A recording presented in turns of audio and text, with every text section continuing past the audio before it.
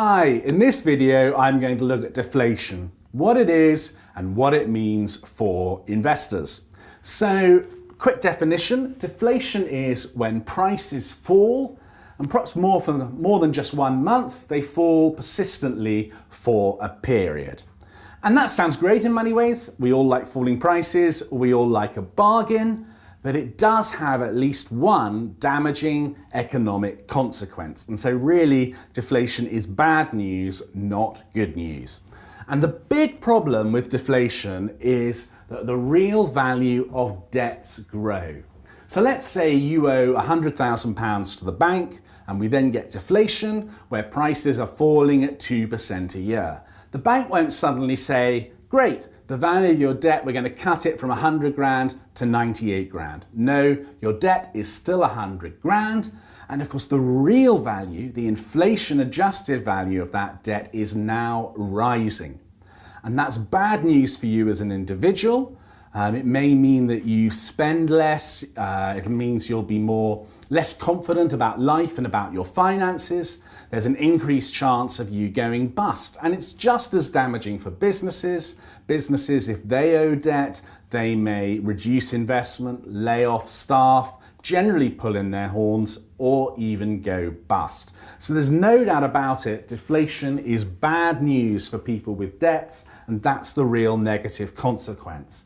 Now, the second issue that people often talk about with deflation is perhaps a bit more controversial, and it's the idea that deflation will reduce consumption across an economy.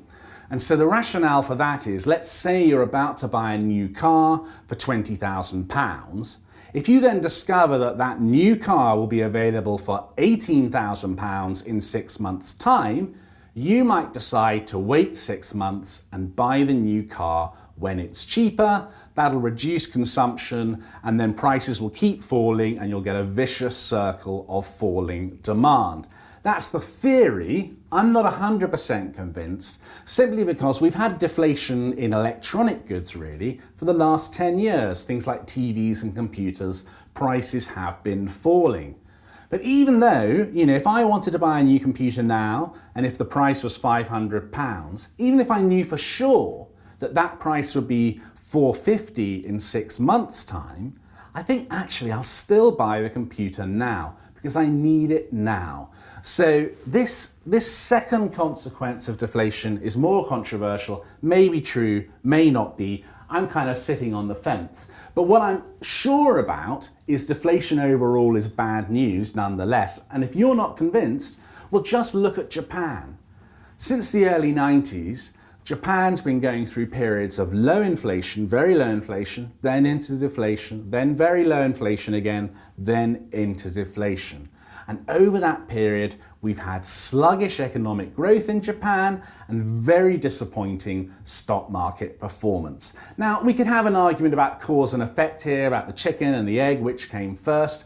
But what's very clear is deflation, in times of deflation, times are hard, economies perform badly.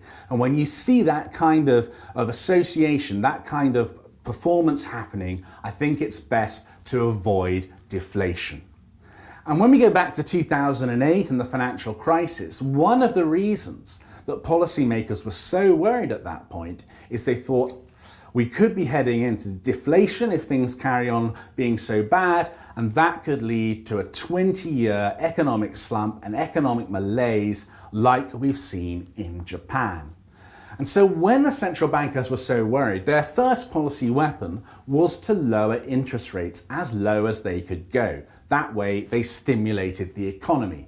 And that's fine, but of course, inflation got very low too. And if inflation's 1% and interest rates are 0.5%, the real interest rates aren't as low as you think, and there isn't such a big economic stimulus.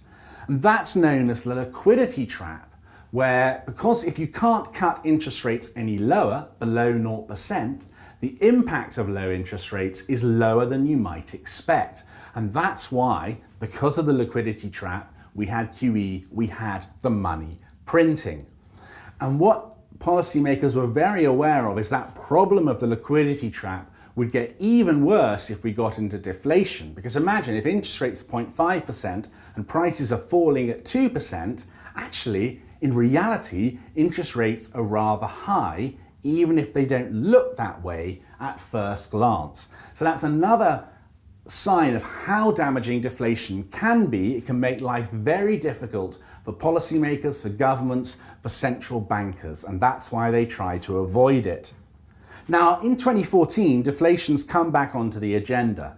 Inflation's fallen to its 2% target in the UK, and in Europe, inflation's a lot lower, and some people are concerned we may see real deflation. Now, my view is it's not likely, but it is possible. I don't think it's likely because when you look at the world as a whole, the global economy is growing and there's too much growth there, too much excitement to see a real fall into deflation. It's not likely. But you can't rule it out in Europe, and that means that worry that it could happen in Europe means interest rates will stay very low in Europe for some time, and we may see some more policies that are similar to QE or money printing. And even in the UK, concerns about low inflation or even the small chance of deflation mean interest rates will stay lower for longer. And of course, low interest rates are great for stock markets. More money printing is great for stock markets. So basically, the fact that deflation is back on the agenda is good news for investors. So that's a quick roundup on deflation. I hope you found it useful. We'll be back with another video soon.